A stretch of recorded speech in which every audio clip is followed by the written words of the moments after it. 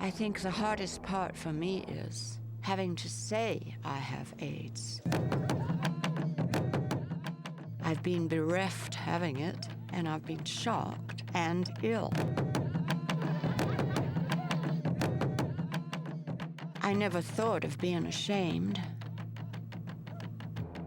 Then why am I so scared? Here, Janet. Thank you very much, Judy. You hungry? Well, that would be very nice. Just a minute, let me bring the food in first.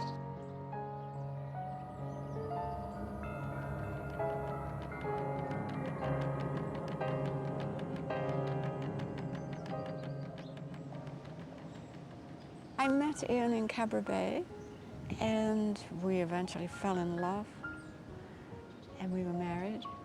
He was a gem. He was the light of my life. It was hard for me after he died, it really was. I just kept myself busy. And I felt like a crystal vase who any minute was going to smash.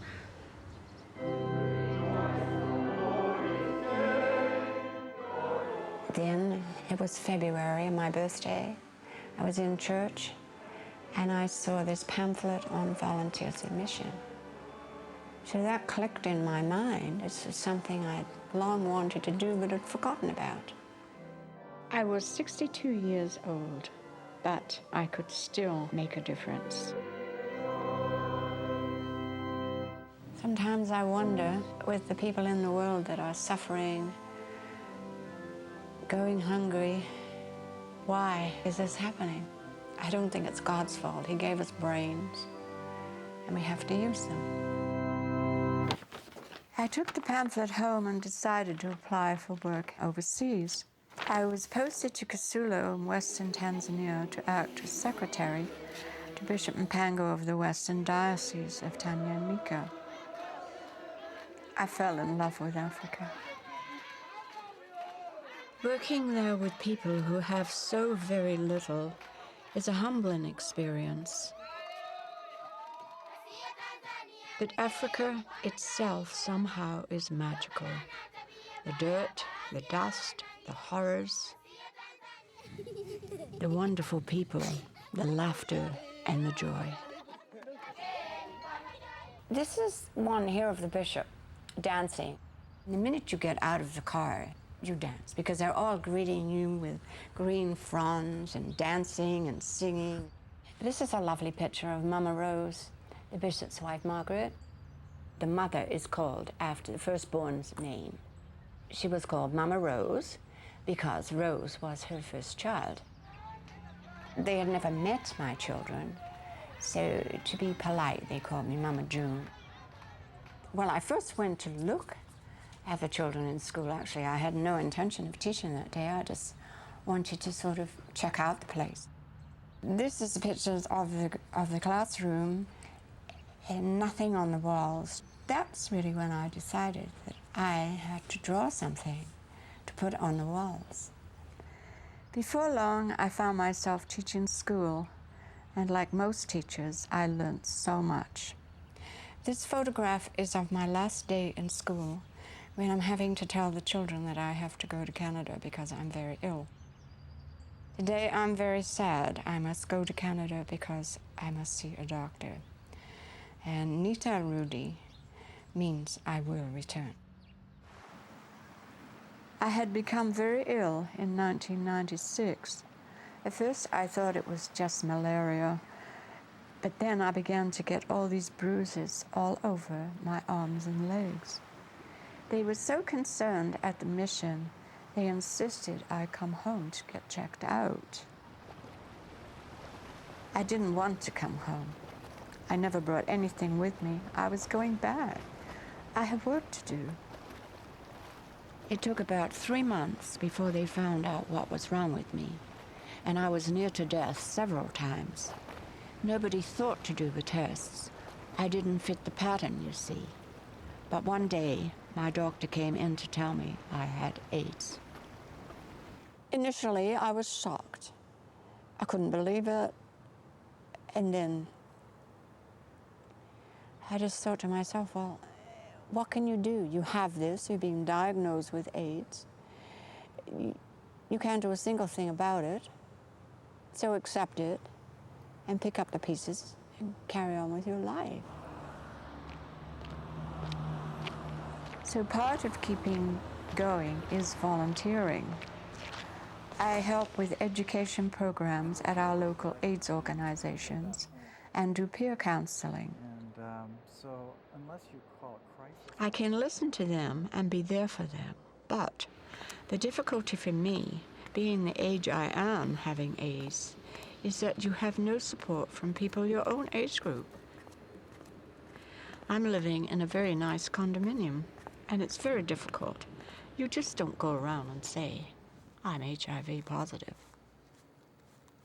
I have a neighbor at the end of the hall. I told her, and she sent me an email. I have profound sadness, not for your condition, but for the silence you have had to maintain. I don't think sick. I know I have a disease, but if I'm okay today, I don't think about it. I get tired easily, but I'm 74 years of age, so one expects to get a little tired. I'm so nauseated with pain right now. Mm-hmm. I just don't know what to do. Do you think the nausea is due to any of your other medications? No, because No. I've never had nausea with it before. Ever? So it's really the No, pain? So it's the pain. Okay. Well, you know how you get a severe pain, how it can make you Okay. nauseous. I think it's worthwhile giving it a trial. If that's not effective to control the pain. Dr. Gesquire told me when I was first diagnosed that I could have had it for 10 years. And I said it was impossible because my husband was alive. Unless Ian had had transfusions and I got it from him, that's a possibility, but I don't know that. And I mean, I'm not the kind of person that runs around. And I have enough knowledge. And then also Dr. Gesquire did say to me, did you have, what was it? Unsafe sex, words to that effect, I can't remember. And I said, no. I was on a drip for a long time in Africa, and I've had many needles, but who knows? It's very difficult because it sounds so weird when you say you don't know. But it's the truth. Some people would like to know, I suppose. The way I think, I don't really mind because I can't change anything at all by knowing. So I just feel I'd like to just live my life as best I can.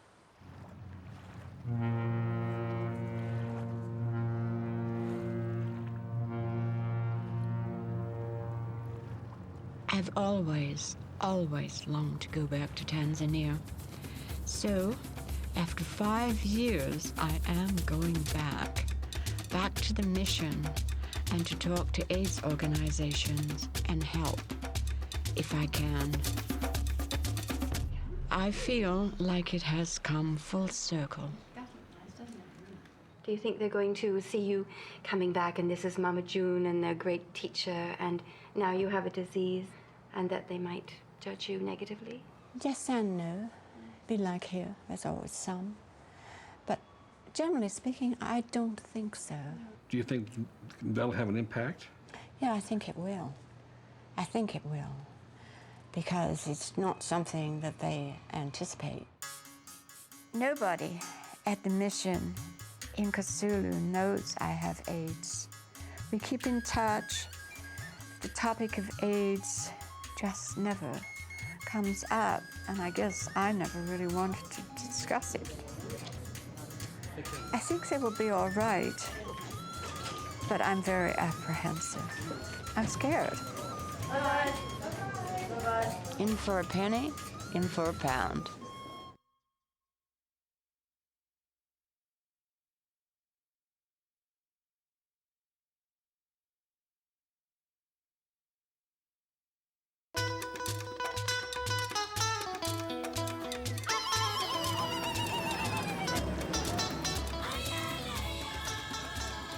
smells, the smiling faces, the music, the noise, the dust. I'm home.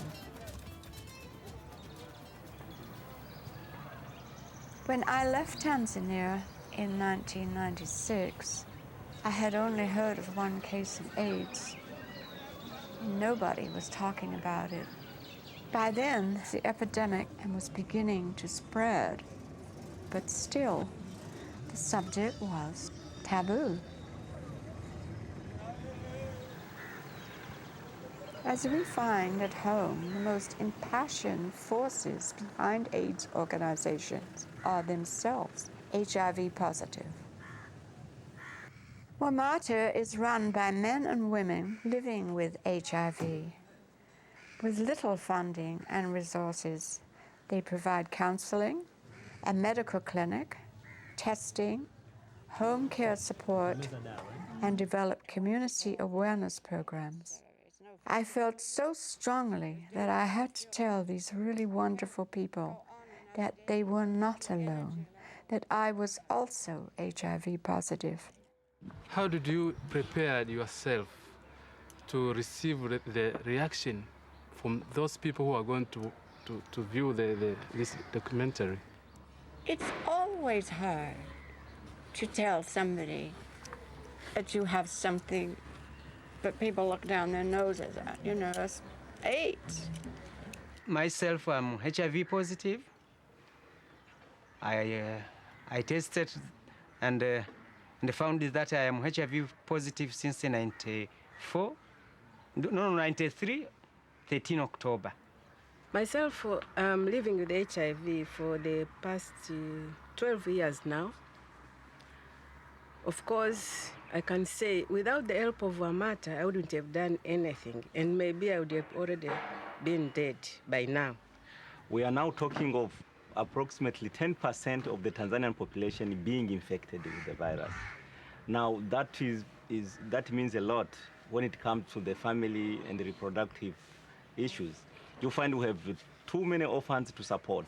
In Tanzania, 65% of all the population is youth, and youth is among the population of whom are highly heated by HIV/AIDS. By going out, discussing with them about HIV, some of them get information, get education, get to know clear misconception on HIV/AIDS. I can say I call upon our government at least to do something in securing, because we are the wind of hope. We are not the future nation. We are today's nation.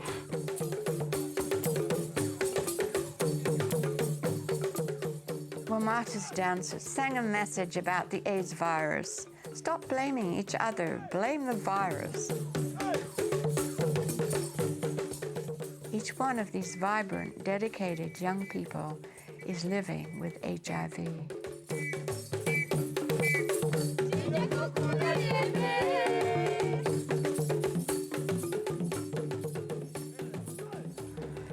Are you finding outside of this group and in the general public that there is a big stigma attached to people who are HIV positive? Yes, sometimes it depends on the group you are talking to. In a really sense, we are still having a lot of social stigma attached to HIV because it is still being regarded as issue of morality and immorality. So they don't want to talk about it. They don't want to listen about it. And even sometimes, even in the television, somebody will come and, it's about AIDS. They put it off, you see? It's really difficult. For protection, is it difficult for you to obtain condoms? It's not really difficult. Even shops are having condoms. But I mean, the gap that somebody is supposed to, the gap of knowledge that HIV/AIDS is being spread by maybe sexual intercourse, and you can get that disease which is not, you can't be healed. The gap of knowledge they have is making the community not to go and ask for condoms. Canadian condom, condom made in Canada. But that is going to be used in Tanzania. That is good. Great. This is a present from Mama John. Well, when I asked for some, just some loose ones, she gave them to me, and she said, but they're black. And I said, well, it's going for black people. But here, they are, yes, they might match the skin.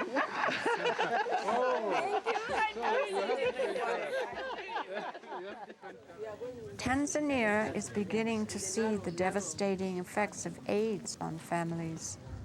In some areas, over 50% of households are child-headed or run by grandparents. The Wamata Home Support Team took me to visit one of their families. Tired, maybe. 9-year-old Thomas is cared for by his grandmother. Both parents are dead from AIDS. A sister has just died. Today is Wednesday. Usually that's when we visit the orphans. The boy is sick. He has been in the hospital, and they say probably he's anemic. He's not happy anyway. Because we are hoping that also Thomas is not HIV positive. If he is, then that's the end of the offer. Before I joined Wamata, I was very much terrified. I didn't know that I can survive. But after joining Wamata, at least I have somewhere when you have a problem psychologically or when you have physically a problem, you have somewhere to go. Yes. And talk. And to join in with your friends. You have somebody to talk to. And that is a very, who can very understand you. thing. Who can understand you and... That is very important. Yeah. That somebody can understand what you're trying Yeah. to say and what you're going through. Yeah. And what you have to go through for a long time. Africa makes you humble. We have so much in North America, yet we complain so much. Tanzania is one of the poorest countries in the world. Yet if smiles and laughter and joy were wealth, it would be one of the richest. I head south, out of Dar es Salaam, along the main road to Zambia. I am going to visit other AIDS organizations in southern Tanzania before I fly to Kasulu to the mission. Now that I am here in Tanzania, I find myself very, very apprehensive about telling the bishop I'm HIV positive. The beautiful scenery is marred by the knowledge that these truck routes have charted the spread of HIV. Bars attract lonely men away from home, and local women desperate for cash will turn to prostitution for something as poignant as medical treatment for their children.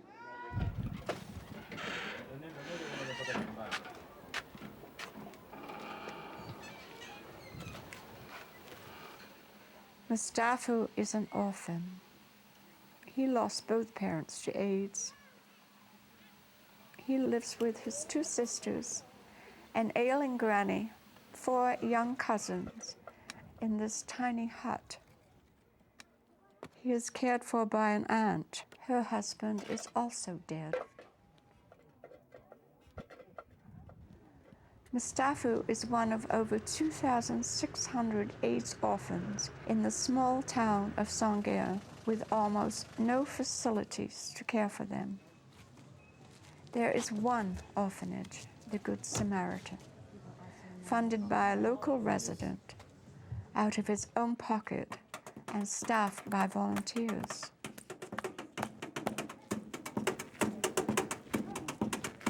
Habari.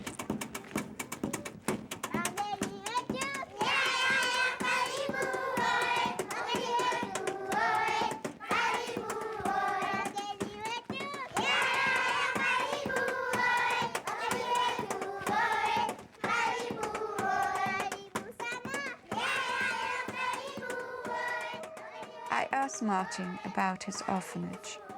We are taking care of orphans, about 50 orphans.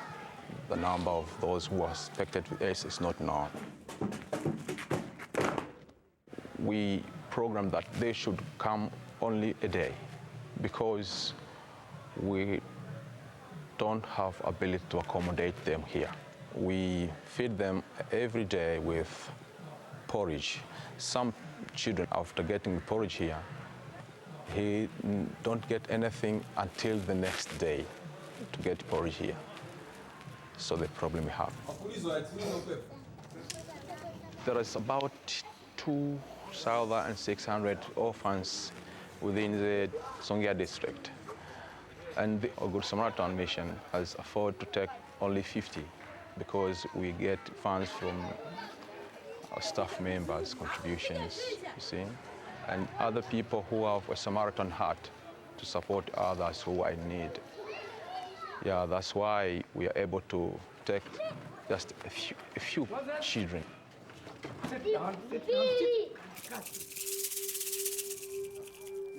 Martin took me to visit Mustafa's home and to meet his aunt.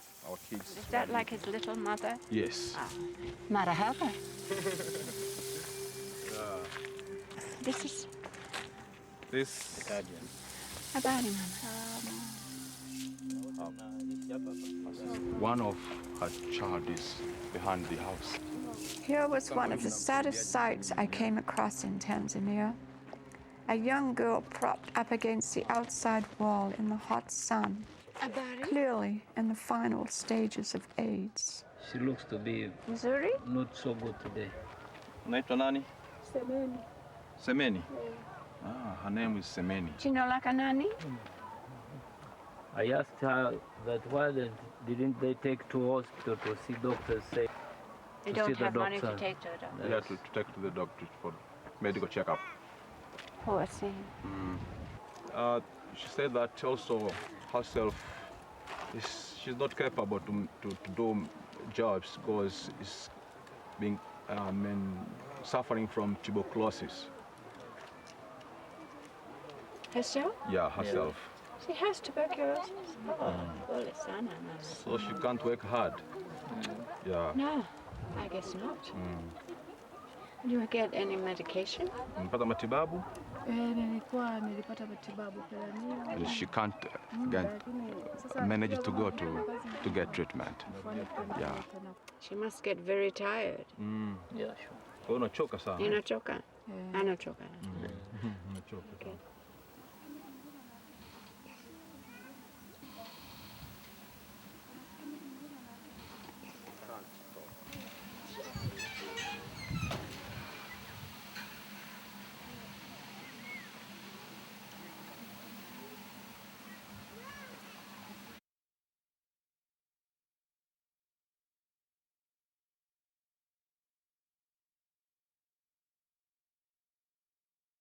Of AIDS. The Good Samaritan also funds a youth awareness group. I come from Canada, long way away. And we have come to talk about AIDS. Myself, I am HIV positive. As the doctors in Canada say, I don't fit the pattern. That's why I want to tell you that anyone can have AIDS. But you must understand there is no cure for AIDS. You must use prevention not to have AIDS. Ourselves, we already know about HIV/AIDS, but there's a number of youth outside the town who have not got this message. They don't know nothing about AIDS. We don't know how to reach them. Don't be afraid. Just go and try. You will have some who will listen and some who won't. But if you talk to 10 and you get 5, that's very good.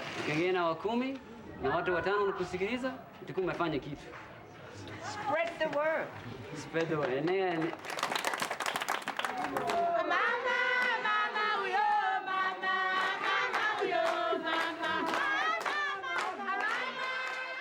It's hard to tell somebody that you have AIDS. The smiles of the people are always wonderful. They smile no matter how bad things are for them. They're always ready to find the joy.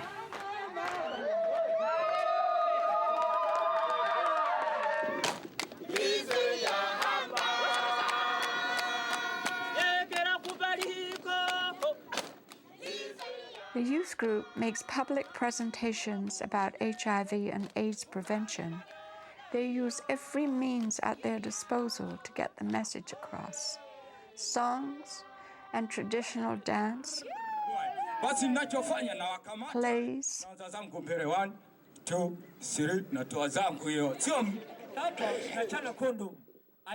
instructions on condom use, ukishafunga hiyo kondomu yako hapa juu jamani.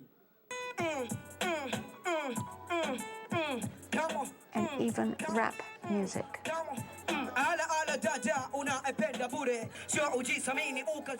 I gave them some condoms I brought from Victoria. Practically caused a riot.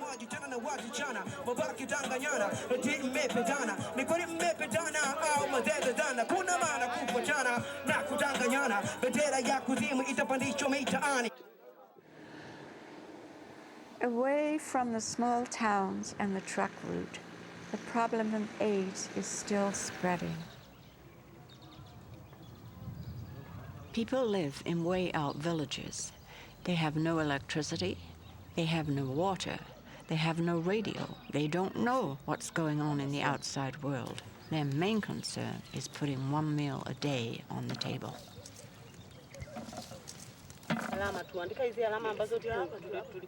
In the village, a women's group draw a map to plot the households that have lost family members to AIDS. Hapa wanakuwa wamependeza, kwa hivi vijana wengi wanakuwa wanawachangamkia katika swala hili la mapenzi. It's really a dilemma because most of our young people after completing school go to the towns to look for employment, and when they return, they are infected. These boys are usually very good looking, so women, even the wives, succumb and make love to them and contract the disease, which they give to their husbands. The girls, they are very smart and attract the husbands.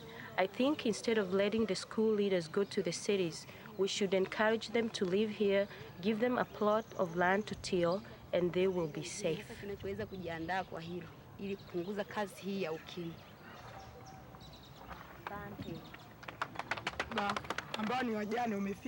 When a husband dies of AIDS, he usually leaves behind a good-looking wife.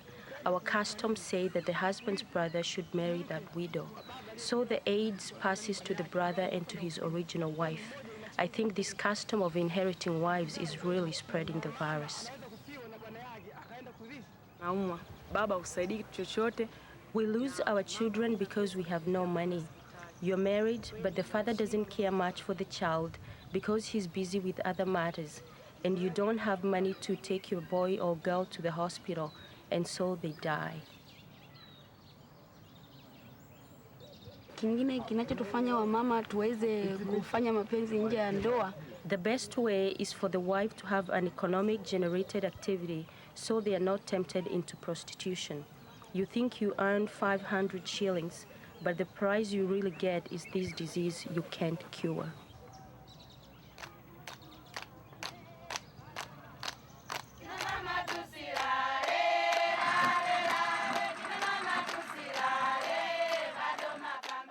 I'm heartened to see women beginning to take action for themselves and for their communities.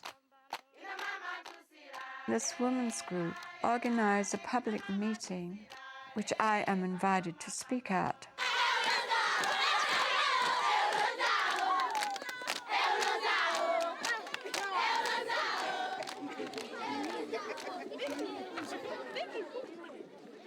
Karibu. Asante. Habari. Well, I'm here to talk to you about AIDS.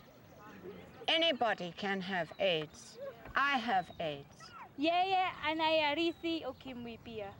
Prevention is the clue. You must use condoms. I know in Africa men don't want to do this, but the women must rise and say, we don't want to get sick. You have enough things already. If any of you here have AIDS or HIV, there's nothing you can do to make it go away. So save your strength for your family. Don't get angry at what has happened to you. Anger is a waste of energy. So you must live as best you can for your families and for yourself.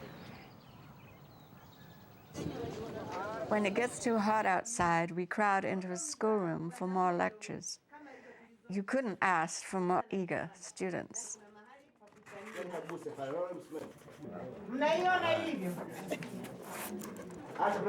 Mapenzi ya gizani hayatakiwi. Huyu ndo mzee mwenyewe huyu. Ameshakuwa tayari. Well, when I was in Tanzania last, I never really knew anybody talking about AIDS at all. But I'm amazed at what they're doing now. I can't believe it. Wakubwa wote. Inatakiwa ufunge vizuri. Na uweke kwenye karatasi ukatu. They're so open about it. It's incredible. I'm absolutely thrilled to bits that they're doing this. When you travel around the small towns, you even see billboards advertising condoms. It's great. You have patients in this ward? Yes, we have patients in that ward. How many? Today we have 22 patients in this ward. That's a lot. I think in Africa there is still a lot of stigma attached. Because people don't understand. There's no different really in saying you have cancer or you have tuberculosis, except that you're afraid of the stigma attached to it. This one is the cancer, hospital cancer of Mbona. She is 20 years old. Kalista, una matatizo gani? Mimi tatizo langu ninapopoa naona kitu. The problem is chest pain, coughing, painful limb with swelling of the lower limb. Kalista was married. She had 2 children. The first child has died last year, and now she's still having the second child, who is 2 years old. But the husband has divorced her. The remaining child is also having the problem of coughing and recurrent fevers. So the baby is also weak. She was so beautiful. She looked like a child. I thought she was about 12, 14. But what could I say except in Swahili Polisano, which means I'm so sorry. I am so sorry.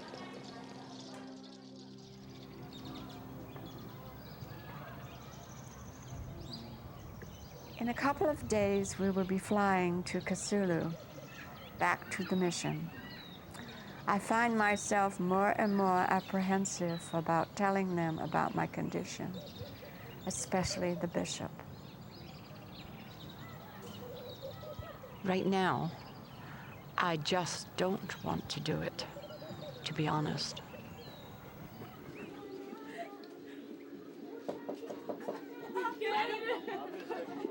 Nothing like a new hairdo to inspire confidence.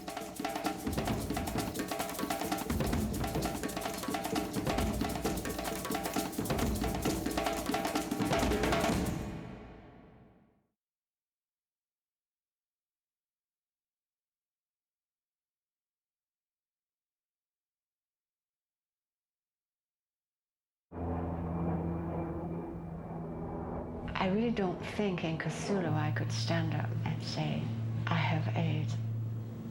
I suppose in a sense it's that I was somebody special to everybody when I was there. They do put you on a pedestal sometimes Maybe it's that. I don't want them to see me different than what I was when I was there before. It's not that I feel better than them or anything like that. I don't. They know that. I don't want them to feel less of me.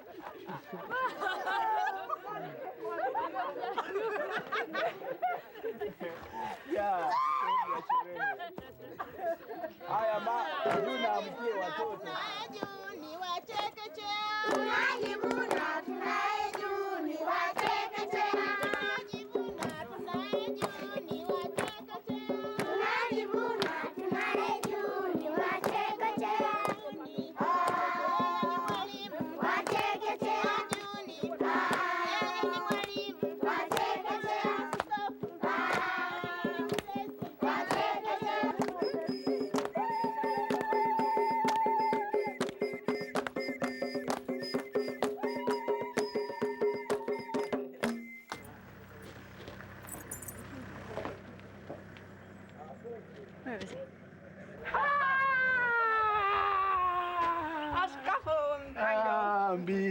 Oh, so great to see So nice to see you, June. You haven't checked. Are you 25 years old? No, 35. 35, okay. Okay, that's 35 good. is good. Okay. The bishop has arranged a wonderful picnic for me and for some of my old friends up in the hills above Kisumu. We're talking about HIV and AIDS, which we never talked about before. Bishop's talking about it, Mama Rosie's talking about it. Everybody seems a little bit more open to talk about it, and that's a good thing. I'm very happy about that. But I still can't bring myself to tell them about me. Sometimes women do not like using condoms. Yeah. They can even stop a man who is willing to use a condom. Well, then they're crazy. They say, They'll be very I foolish. don't like that stuff. That's a problem. Well, if they have proper condoms and they have lubrication, there should be no problem whatsoever. They say we don't like that stuff. So it's both sides then, Yeah, male both and sides, female. yeah. If That's a different aspect They could be of it. encouraged when a man wants to do something with a girl, there's no condom, the girl could say, please, goodbye. But that's not, it's very difficult for you to do. I understand it's difficult, but two young people like you can make a difference by telling other people, Yeah. you know, what they should do. Did you bring some condoms? You promised. Oh, yeah, I did. Yes, I do have some. You do have some. You want some? Not for a moment. But I just want to know if you have them. so I'll give that I you can some. be- I'll give you both some.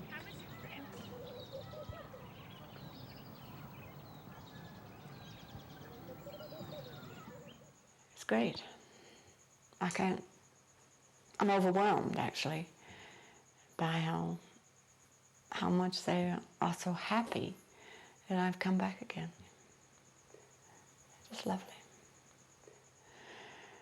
So I sort of took a deep breath and said, well, I'm going to talk to the bishop, only to find that the bishop wasn't there, which in one way was good, and in one way it was bad, because I really wanted to get it out of my hair. But on the other hand, I feel like I'd like to leave it to the last minute. I still am a little leery.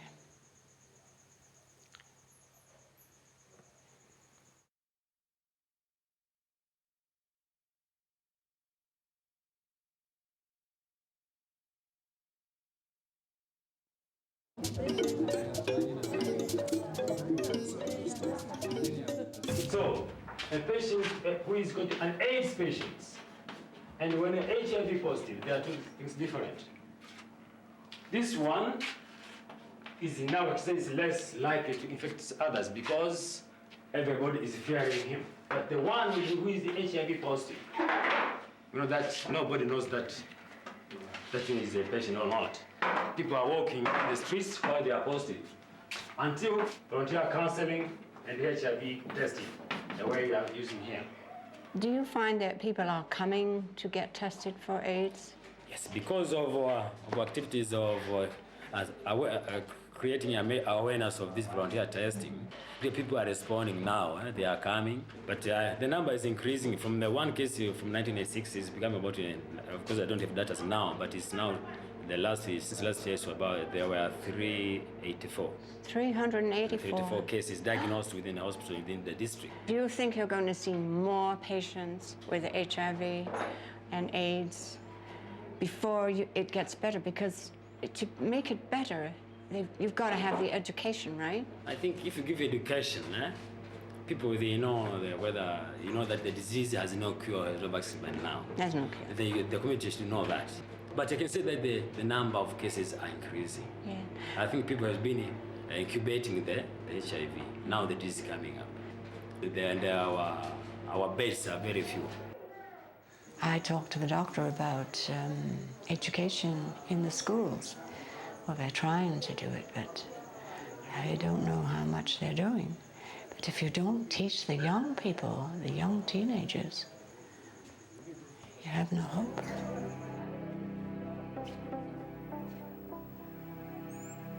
I always think of the mission as a peaceful green oasis in the midst of all the red dust, but I am not at peace today. In the hospital today, talking about AIDS, I found that I really wanted to say something about it, but I couldn't because I felt very strongly.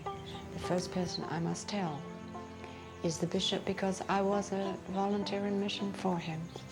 But how do I really know how he will feel about me when I tell him no? We met outside and we had a hug and he was going to the office. So I said, well, I'd really like to have a talk with you, Bishop. Oh, no problem, come on in. So I sat down and he sat down and I gulped a few times and I just said, well, Bishop, I have something to tell you and it's bothering me because I must tell you. And I don't want to tell you, I don't want to lose your love, I don't want to lose your respect, but I have to tell you this. So I just said I had HIV. I didn't go into the AIDS issue. And then I said, well, I better not keep it from your work anymore. And I got up, we left.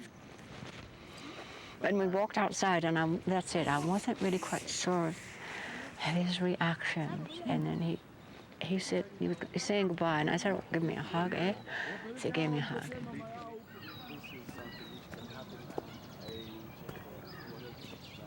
It seems to be okay.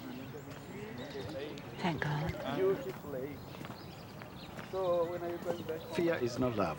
When you love people, you are open to them at whatever cost, whatever, you just, be free. And that's what love is all about. By coming forth, you are helping other people. You are trying to say, this is something which can happen to anybody, regardless of their age or their whatever background and so on. And we need to face it and come forth. And the church cannot sit on the fence and say it's, we, they kind of thing. We are really working on trying to educate people to understand that AIDS is a disease and that it's not some kind of judgment from God. Because in most African countries, including Tanzania, the statistics show that, it's 10% of the population is infected. Now, when you talk about 10% in Tanzania, we are 30 million. Yeah. You are talking about 3 million people. And probably these people are infecting each other on a daily basis. So what will be coming the next 5-10 years, this is only a tip on the iceberg.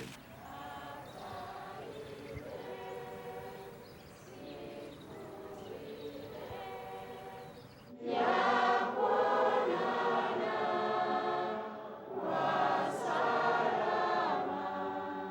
human nature is when something is too big, we are tempted to say, oh, we can't do anything, you know, it's too much, you know, we just can't do anything. I can't, but we have to start somewhere.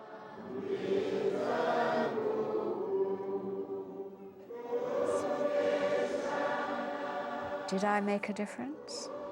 I hope so. The problem of AIDS in Africa is so overwhelming. You feel drained. As the bishop says, one has to start somewhere. We've been reminded that the world is a very small place. There are good people in Tanzania who are struggling, like us here in North America, to find the resources to carry on the fight against AIDS. I'm hoping to find a way to go back to Tanzania and teach awareness and prevention. When you step over that line and really believe in yourself, all manner of wondrous things will happen to you that you never believed were possible. And believe in yourself and do it now.